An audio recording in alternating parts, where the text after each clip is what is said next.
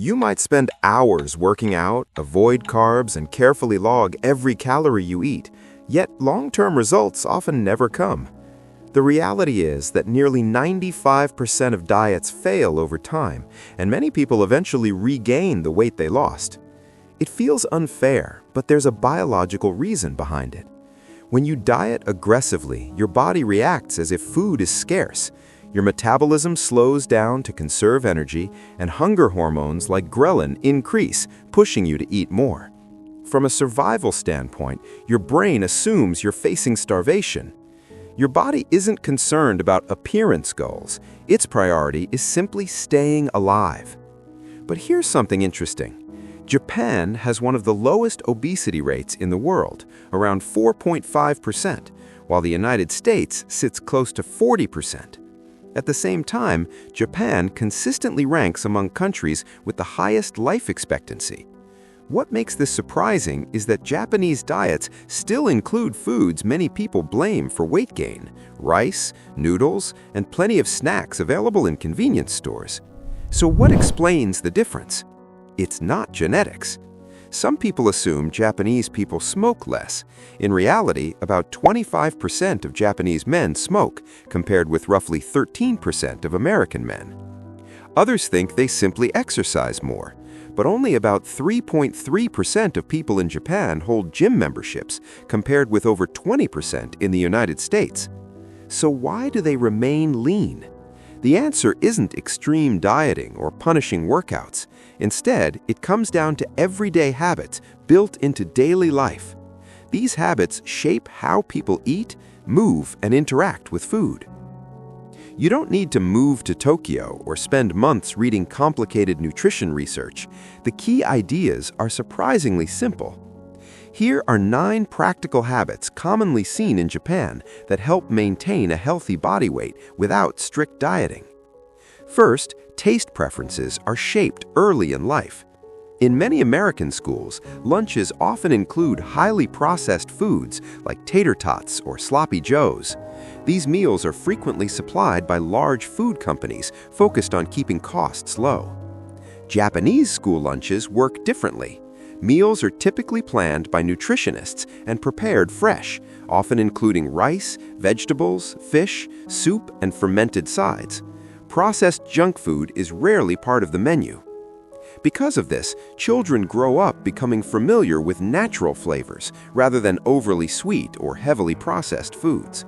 If you want to apply this idea, start gradually. Replace one processed item each week with a fresh alternative.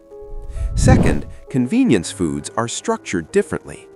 Japan actually has far more fast food locations per capita than many people expect, but many quick meal options are based on traditional foods. For example, thousands of small restaurants serve simple rice bowl meals with fish, soup, and vegetables for just a few dollars. Convenience stores also stock freshly prepared meals, such as salads, soups, and rice dishes, rather than focusing mainly on candy and chips. When healthier options are easy to access, people naturally make better choices. Instead of automatically grabbing a greasy takeout meal, something simple like a rice and vegetable bowl can be a much better option. Third, portion sizes remain modest. Japanese culture traditionally emphasizes avoiding waste. Meals are usually served in smaller plates or bowls, often with several different small dishes rather than one large serving. This presentation helps create satisfaction without encouraging overeating. Snack packages are also typically smaller compared to the oversized portions common in other countries. At home, even something as simple as using smaller plates can subtly reduce how much you eat. Fourth, sugar consumption is much lower. On average, people in Japan consume about half as much sugar per year as Americans.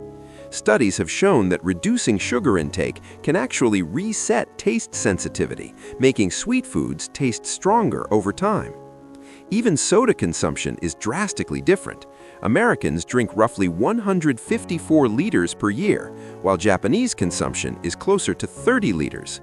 A simple adjustment is replacing one sugary drink each day with something like green tea, which contains almost no calories and has potential metabolic benefits. Fifth, snacking is less constant. Many people graze throughout the day without noticing.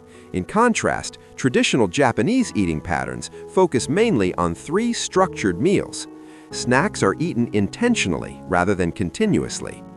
A useful question to ask yourself is simple: am I actually hungry or just bored?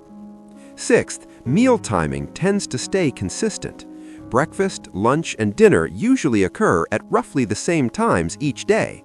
This structure reduces random eating and late-night binging. If meal timing constantly changes, people often reach for whatever food is available. Setting consistent meal times can help stabilize eating habits. Seventh, movement happens naturally throughout the day. Instead of relying on structured workouts, physical activity is often built into daily routines. Children frequently walk or cycle to school. Adults use public transport, which often requires walking to stations and standing during commutes. Small actions like taking stairs instead of elevators add up over time. Eighth, eating is slower. Using chopsticks and serving multiple small dishes encourages a slower eating pace. This matters because the brain needs time to register fullness. Eating too quickly can lead to consuming more food before those signals appear. If you don't use chopsticks, simply putting your fork down between bites can have a similar effect. Finally, food is treated as something to appreciate. Meals are often approached with attention and respect rather than being rushed or eaten while distracted. When people focus on the taste and experience of eating, they tend to feel satisfied with less food. Mindful eating can significantly reduce overeating. The larger lesson is simple. Maintaining a healthy weight isn't about extreme diets or punishing routines. It's the result of small daily habits, balanced meals, moderate portions, consistent timing, natural movement, and paying attention to food. Those subtle patterns add up over time. Which of these habits would you be willing to try first?